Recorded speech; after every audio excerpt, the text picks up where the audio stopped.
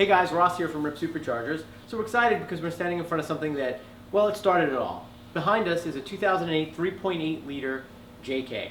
This is a two-door stock vehicle. It actually only has 60,000 miles on it, which is fantastic. We're excited because we really don't get to see 6 speeds in New York, in the greater New York area much. We mostly see automatics, and we definitely never really see stock Jeeps. We never even have an opportunity to really put a stock Jeep down on a dyno. Most of the time, our clients drive on big tires, and as they get bigger and bigger and bigger, they obviously rob more power. So this Jeep's kind of special because it's one of our in-house Jeeps, which means one of our employees actually owns it, and we're able to spend a little bit of time with it. So we're going to revisit some of our 3.8 stuff. So this one right now, as you can see, has a stock gearbox in it, stock engine, nothing has been touched. It is absolutely about as stock as it gets. Even the exhaust system is stock. Probably some barn find someplace, I guess, that's what it is.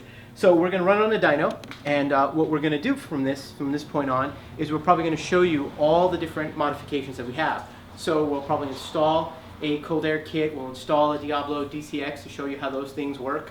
We'll install our new catback exhaust system and what that adds to an air filter, exhaust and tuner. Then from there we'll add our headers to it, and then finally we'll end up in our supercharger kit. So it's exciting because we're able to bring this vehicle from bone stock, show you the modifications, and show you on one dyno, one vehicle under all the conditions. So it may take a little bit of time, but we'll come back and revisit this project a little bit of time. So right now, it's on our dyno. We'd like to show you what this vehicle does, bone stock.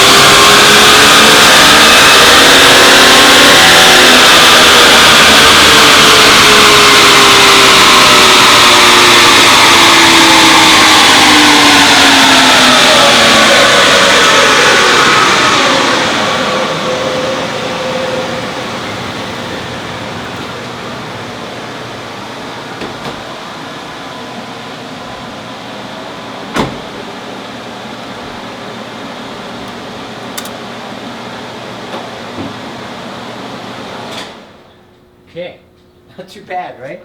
I guess I must have got a little bit of interference from the spark plug wire or something there on the pickup, but it's pretty good. So 156 horsepower at the wheels, which I think will surprise a lot of you 3.8 haters out there, or for the guys who actually have it, there you go. You have 156 horsepower at the wheels. Also, you got a really, really flat torque curve here, which is fantastic. What you're looking at here, I don't know if you pick it up on the camera, but it's 190, just under 200 pounds of torque, and it's very, very flat. I started that run at 1500 RPMs, and you could see here from 2000, you really have, a really flat torque curve. Now, you'll see this nosing off at the end.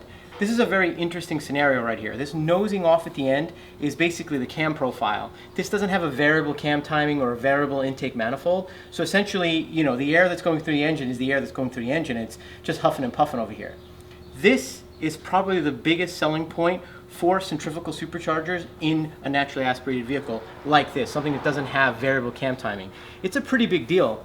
See, what our competitors will do is say is we make all this torque and all this power at really low RPMs. Really, all that'll do is nose off because the cam can't move any more air. A centrifugal will actually pump air through the entire RPM band and greatly change this horsepower curve and this engine's dynamic, making the engine actually feel really, really big. And that's what you want. You want an engine that you can pull through 3,500 RPMs on up, where the efficiency of the cam is, through RPM, so that you can actually get onto the highway or pull or tow or do whatever it is that you got to do.